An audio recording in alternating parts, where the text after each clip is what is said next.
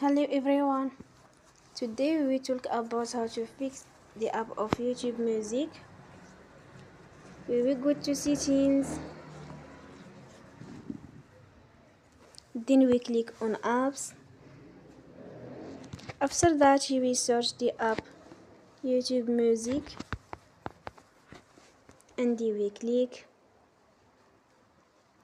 Then you will on for stop. After that you will go to storage. Then we click on clear cache. In the end, you will turn your Wi-Fi and you will turn again. Don't forget to support us by like and subscribe. See you next time and thank you for watching.